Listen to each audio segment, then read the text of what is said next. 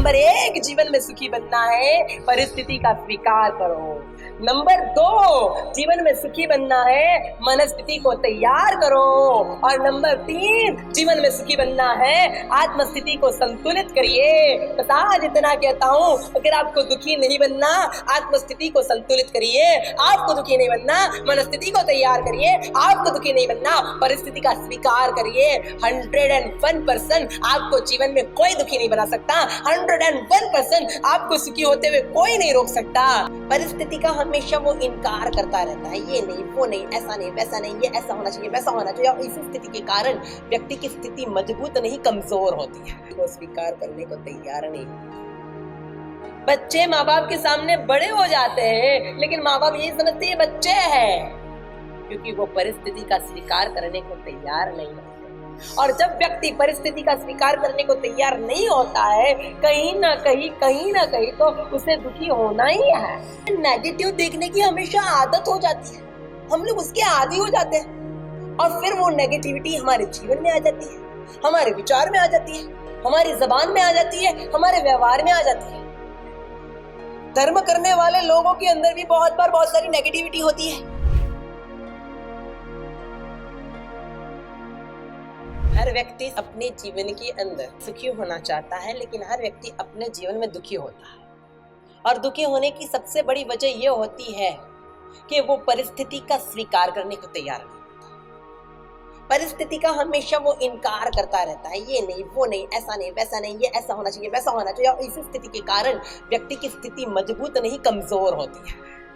व्यक्ति का मन मजबूत नहीं, कमजोर होता है। व्यक्ति का वर्ताव मजबूत नहीं, कमजोर होता है। सिर्फ कमजोर होता है ऐसा नहीं, बहुत बार तो विचित्र हो जाता है। पूछिए अपने आप से, कभी कभी कहीं पे हम लोग भी तो विचित्र नहीं बनते ना। घर वाले आपके सामने तो अच्छी तरीके से रहते हैं, लेकिन आपके पीछे से हंसते हैं आपकी विचित्रताओं को देखकर, क्योंकि हम लोग परिस्थिति का स्वीकार नहीं करते हैं। पत्नी ऐसी है, स्वीकार नहीं होता। पुत्र ऐसा है, स्वीकार नहीं होता। मित्र ऐसा है, स्वीकार नहीं होता। समाज ऐसा है, स्वीकार नहीं होता। टीका टिप्पणियों करने में हम लोग बहुत होशियार होते हैं, लेकिन जब हमारी बारी आती है तब हम लोग मजबूरी का नाम दे देते हैं, क्योंकि हम लोग परिस्थितियों का स्वीकार नहीं करते हैं। जापान की बहुत सुंदर सी घटना, एक राजा, उसके पास 24 सुंदर से कांच के गिलास, और इन ग्लासों की वो बड़ी प्यार से जतना करता था। उन ग्लासों की रक्षा के लिए उसने एक व्यक्ति को नियुक्त भी किया था। हर महीने 10 लाख रुपए का पगार देता था। सिर्फ किसके लिए? एक कांचों के ग्लास की रक्षा के लिए, उसको संभालने के लिए, उसको साफ सफाई के लिए। लेकिन शर्त इतनी थी, अगर कांच का एक भी ग्लास फूटा, उस बंदे को फांसी पे चढ़ा दिया। अभी कांच की चीज है, फुटने तो वाली है। कुछ महीने हुए और उस बंदे से कांच का ग्लास टूटा। राजा को भयानक गुस्सा आया और उसने उस बंदे को फांसी पे चढ़ा दिया। वापस उसने ढंढेरा पिटवाया, 10 लाख रुपए का पगार। कांच के ग्लासों को संभालना, क्योंकि बड़े खूबसूरत ग्लास सालों की मेहनत के बाद उसने इकट्ठे किए, लेकिन शर्त इतनी कि अगर कांच का ग्लास फूटा तो फांसी पे चढ़। देश में से कोई आगे आने को तैयार, और एक युवक तैयार हुआ कि राजन, मैं तुम्हारे ग्लासों को ऐसे संभालूंगा, ऐसे संभालूंगा, ऐसे संभालूंगा कि आप भी ताजुब हो जाओगे, लेकिन मेरी शर्त इतनी है, एडवांस में मुझे मेरा पगार मिलना चाहिए। राजा ने 10 लाख रुपए का पगार दिया, उसने अपने परिवार वालों को पहुंचा दिया, और यहाँ पे उसने बोला कि राजन, मैं किस तरीके से इस ग्लासों को संभालता हूँ वो एक बार आपको देखना चाहिए। और राजा ने कहा ठीक है, तू ही बता तू कैसे करेगा।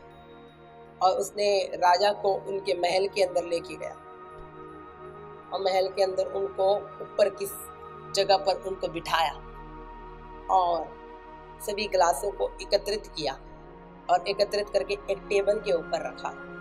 हाथ में लकड़ी ली और कोई कुछ सोचे करे उसके पहले धार धार धार मारकर, लकड़ियां मारकर उसने सभी ग्लासों को तोड़ दिया, फोड़ दिया। राजा भयंकर गुस्से में आ गया। मैंने ग्लास को संभालने का बोला था, ग्लास को फोड़ने का नहीं बोला था, और उसको पकड़कर फांसी के फंदे तक ले गया। और जैसे फांसी के फंदे पे वो पहुंचा, वो खड़खड़ हंसने लगा, जोर जोर से हंसने लगा। राजा बोला, अरे पागल, तेरी कयामत आई है, तेरी मौत आ रही है और तुझे हंसना आ रहा है। उस बंदे ने बहुत सुंदर जवाब दिया कि राजन, तुम्हें लग रहा है कि तुम मुझे मार रहे हो, तुम मुझे नहीं मार रहे हो, लेकिन 22 जन को मैं बचा के मरने को जा रहा हूं, शहीद होने को जा रहा हूं। राजा ने पूछा कैसे? उसने समझाया कि राजन, ये ग्लास कांच के ग्लास कभी ना कहीं तो टूटने ही वाले थे। मेरे हाथ से एक गिलास टूटता और मुझे फांसी पे चढ़ा देते, वापस जाहिरात करते, कोई धन का लालचू या धन का जरूरतमंद ये नौकरी पे आता, वापस उससे गिलास फूटता, वापस आप उसको फांसी पे चढ़ाते। 23 जन को अब फांसी पे चढ़ाना तवाल था। सिर्फ समय का तकाजा था कि आप कितने समय के बाद उसको चढ़ाते हो। मैंने सोचा जिंदगी में और कुछ काम तो नहीं किया, कम से कम एक पुण्य का काम तो कर लूं, इस 22 जन को बचा के तो जाऊं, और इसीलिए मैं मेरी शहीदी देने के लिए आया। राजा का प्रॉब्लम ये नहीं था कि वो कांच के ग्लासों से प्यार करता था, राजा का प्रॉब्लम ये था वो ग्लास फूट सकते थे, इस परिस्थिति का वो स्वीकार करने को तैयार नहीं था। ये शरीर वृद्ध होने वाला है, मृत्यु आने वाली है, इस परिस्थिति का स्वीकार करने को हम लोग कितना तैयार हैं। रोग, मृत्यु और बुढ़ापा हर व्यक्ति के जीवन में आता है, लेकिन कोई भी व्यक्ति उसे स्वीकार नहीं कर पाता। बहुत सारे पुण्यशाली हमारे बड़े बुजुर्ग होते हैं, वो भी कहते हैं हम बुढ़े हो तो क्या हुआ, दिल तो जवान है, हम काले हैं तो क्या हुआ, हम दिल वाले हैं। सच में बोलना, आप दिल से यह बात को बोलते हो या परिस्थिति का स्वीकार नहीं कर पाते। आज मृत्यु से व्यक्ति घबरा रहा है क्योंकि वो मृत्यु का स्वीकार नहीं कर पाता। रोग से व्यक्ति घबरा रहा है क्योंकि रोग का वो स्वीकार नहीं कर पाता। बड़ी बड़ी तरह तरह की विचित्रताएं आपके जीवन में होती है। मैंने बोला, उसने सुना क्यों नहीं? ये मन में एक जो आवेग होता है वो परिस्थिति को स्वीकार करने को तैयार नहीं होता।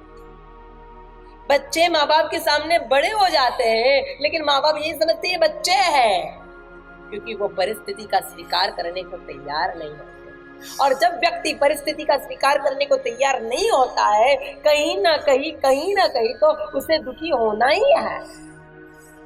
अगर आपको सुखी होना है तो पहले नंबर में परिस्थिति का स्वीकार करने को तैयार हो जाओ।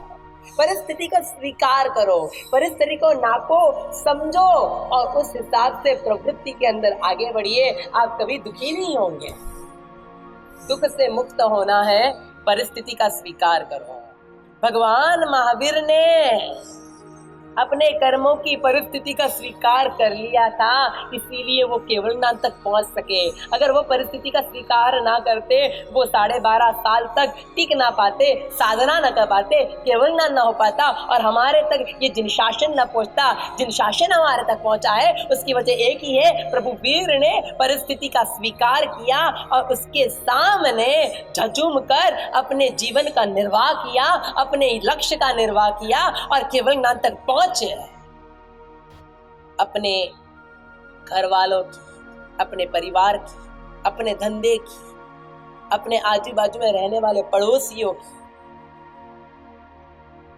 आपके खुद के स्वभाव की, आपकी कुछ पड़ी हुई आदतों की, परिस्थिति का स्वीकार करो। बहुत सुखी बन जाओ, बहुत सुखी। आपको सुखी बनना है, नंबर 1 परिस्थिति का स्वीकार करो। आपको दुखी नहीं बनना है तो नंबर 1 परिस्थिति का स्वीकार करो। परिस्थिति का स्वीकार तो व्यक्ति हो जा कर लेता है बहुत बार, लेकिन उसकी मनस्थिति तैयार नहीं होती, और फिर मनस्थिति तैयार नहीं होती और फिर उसके मुंह में से टोंटिंग निकलने चालू, किसी को सुनाना वो चालू करता, सास बहू को सुनाती। परिस्थिति का स्वीकार तो हो जाता है, वो किसी और घर की लड़की को अपने घर पे लेके तो आ जाता है, लेकिन फिर मनस्थिति तैयार नहीं होती। ये मेरी बेटी है वो मानने को दिल तैयार नहीं होता, और आई हुई बहू ये मानने को तैयार नहीं होती कि ये मेरी माँ है। मनस्थिति तैयार नहीं।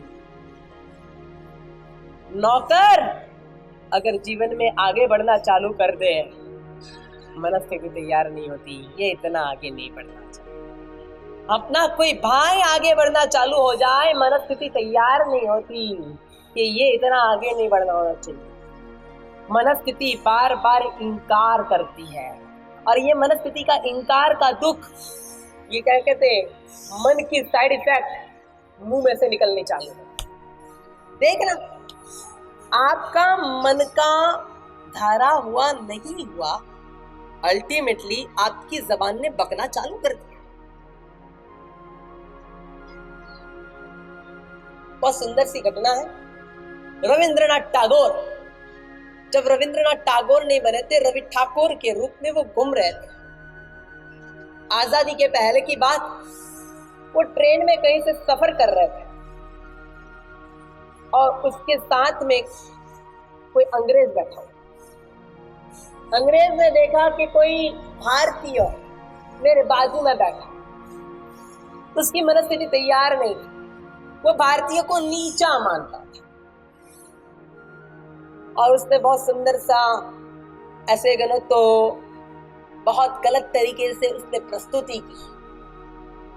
यू नो, तुम भारतीय है ना, कोई तुम्हें रंग ढंग नहीं होता, तुम लोगों में कोई ठाम ठिकाने नहीं होते, तुम लोगों के अंदर कोई क्वालिटी नहीं होती। रविंद्रनाथ टैगोर ने पूछा, ऐसा क्या हो गया कि हम लोगों में क्वालिटी नहीं और आप लोगों में क्वालिटी है? हम लोगों में ठाम ठिकाना नहीं और आपके अंदर सब कुछ ठाम ठिकाना है। हम लोग गरीब नवाज और तुम झाक जमाल, ऐसा क्या है?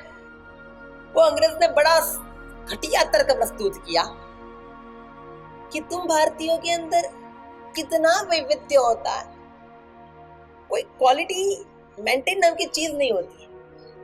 रविंद्रनाथ ठाकुर ने पूछा, लेकिन कैसे, आप बताइए तो सही। कि देखो, तुम्हारे यहाँ पे पंजाबी होता है, गोरा गोरा होता है, महाराष्ट्रियन गुजराती होता है, ब्राउन ब्राउन कलरिश होता है, साउथ इंडिया में जाओ सब काले काले होते हैं। कुछ ठिकाना बिकाना है या नहीं है तुम लोगों का? और देखिए, ब्रिटिश, हम लोग एकदम गोरे गोरे, व्हाइट एंड व्हाइट, सुपर्ब, हमारी पर्सनालिटी सुपर्ब, हमारी रियलिटी। तुम लोगों की तरह नहीं, अलग अलग तरीके से बटे हुए रहते हैं। रविंद्रनाथ टैगोर ने कहा, यार सुपर्ब, लेकिन आपको पता नहीं है हमारे देश के अंदर क्या माना जाता और क्या हमारे देश की सच्चाई है। अंग्रेज ने बोला, क्या बात है? आज तक वो हमेशा भारतीयों को इसी तरीके से झाड़ा करता था, दबाया करता था, उनको निगलेक्ट किया करता था, उनको क्रिटिसाइज किया करता था, और ये बंदा ऐसा निकला जो उसको क्रिटिसाइज कर रहा था, उससे सहन नहीं हुआ। उसने बोला, कैसे? रविंद्रनाथ टैगोर ने बहुत सुंदर सा जवाब दिया, महाशय, मैं मानता हूं हमारे रंग ढंग के अंदर कोई ठाम ठिकाना नहीं होता।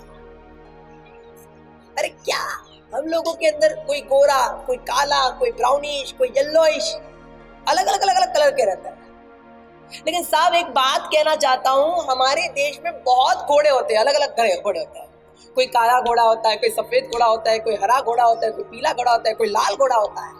घोड़े के अलग अलग अलग कलर्स होते हैं। लेकिन सर, हमारे देश के अंदर गधे एक ही कलर के होते हैं, आपकी तरह व्हाइट एंड व्हाइट।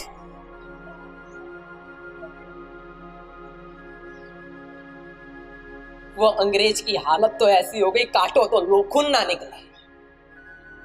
उसकी मनस्थिति तैयार नहीं थी कि भारतीय हमारी बरोबरी कर सकते हैं, और इसीलिए क्रिटिसाइज्म उसके मुंह में से निकलता है।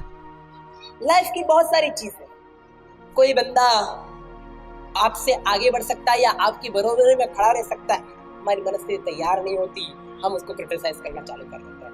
किसी के घर में पैसा कम है, अच्छी बहू आई, हम लोग उसको सुनाना चालू कर देते हैं। किसी का बच्चा कुछ आगे निकलने की, पढ़ाई करने की कोशिश करता है, हम लोग उसे क्रिटिसाइज करना चालू कर देते हैं। कृष्ण के पास पांडव खड़े थे कि हमारे पास इतनी कम सेना है, हम किस तरीके से लड़ पाएंगे। कृष्ण ने जवाब दिया, अर्जुन, युद्ध का विजय बाण के द्वारा नहीं होता है, युद्ध का विजय मनस्थिति के द्वारा होता है। तेरी मनस्थिति को मजबूत कर, परिस्थिति स्वयं तेरे नियंत्रण में आ जाए। आपको सुखी होना है, नंबर 1, परिस्थिति का स्वीकार करो। नंबर 2, मनस्थिति को तैयार करो। और नंबर 3, आत्मस्थिति को संतुलित करो। हम लोग बहुत बार एक सोच के साथ चलते हैं जो हमारा पूरे जीवन का संतुलन बिगाड़ देती है। हमें नेगेटिव देखने की हमेशा आदत हो जाती है, हम लोग उसके आदी हो जाते हैं और फिर वो नेगेटिविटी हमारे जीवन में आ जाती है, हमारे विचार में आ जाती है, हमारी जबान में आ जाती है, हमारे व्यवहार में आ जाती है। धर्म करने वाले लोगों के अंदर भी बहुत बार बहुत सारी नेगेटिविटी होती है। बहुत सुंदर सी घटना, कबीर और उसका बेटा दोनों जन रास्ते से निकल रहे थे। कबीर बड़ा पहुंचा हुआ धर्मशास्त्री, बहुत वैराग्यवान व्यक्ति, उसके उपदेश के अंदर एक आग सी, जिसको छुए आग लग जाए, उसके जीवन में चिंगारी प्रकटते जाए, उसके अंदर क्रांति आ जाए। और उसने वहां पे एक आटे की चक्की घूमती हुई दिखी और उसने देखा कि एक बाई उसके अंदर गेहूं डाल रही है और जितने गेहूं जा रहे हैं सब पीस जा रहा है। तो पत्थर इर्द गिर्द घूम रहे और उसके बीच में आया हुआ हर गेहूं का दाना पीस जा रहा है, आटा बन के निकल रहा है। और उसने बहुत सुंदर सी बात अपने बेटे से कही, 2 फाटन के बीच में, बेटा अपने जीवन में 2 चीजों के बीच में अगर आ जाते हो, 2 फाटन के बीच में बच सका न कोई, कि तुम्हारे अंदर अगर राग और द्वेष के नाम के 2 फाटन पड़े हुए हैं और आप उसके मध्य में से गुजरोगे, आप बच नहीं पाओगे, आप खत्म हो जाओगे, आपका आध्यात्मिक जीवन, आपकी मन शांति, आपकी आत्म शांति, सब कुछ खत्म हो जाएगा। बेटा इससे बहुत संभाल के रहना, इस राग द्वेष के करीब मत आना, इस राग द्वेष का शिकार मत बनना। ये अपने बच्चे को उपदेश देने के लिए कबीर ने बहुत सुंदर सा दोहा प्रस्तुत कर दिया कि 2 फाटन के बीच में बच सका न कोई। ये तो कबीर का बेटा था, बड़ जैसा टेटा और बाप से बढ़िया बेटा। उसने बहुत सुंदर जवाब दिया कि पिताश्री, मैं आपकी बात से सहमत हूं, 2 फाटन के बीच में बच सका न कोई, लेकिन फिर भी मैं आपकी बात से एक जगह पर असहमत हूं। कबीर ने पूछा क्या? जब गेहूं के दाने ये घंटी के अंदर डाले जाते हैं ना, वो 2 पत्थर के ऊपर एक डंडा होता है, डंडा जिसको खूंट कहा जाता है, खूंट। उस कबीर के बेटे ने कहा कि 2 फाटन के बीच में बस सका न कोई, और जो दाने खूंट के ऊपर गिर गए, खूंट पकड़कर जो रहा उसे पीस सका न कोई। जो देव, गुरु और धर्म रूपी डंडे को पकड़ लेता है, वो राग द्वेष का शिकार कभी नहीं हो सकता है। उसको राग द्वेष कभी परेशान नहीं कर सकते, उसे विषय कषाय कभी परेशान नहीं कर सकते, उसको मान अपमान कभी परेशान नहीं कर सकता, उसको उसके जीवन के अंदर संपत्ति या विपत्ति उसको कभी दुखी नहीं कर सकती। खूंट पकड़ कर जो रहा उसे पीस सका न कोई। आत्मस्थिति को संतुलित करिए।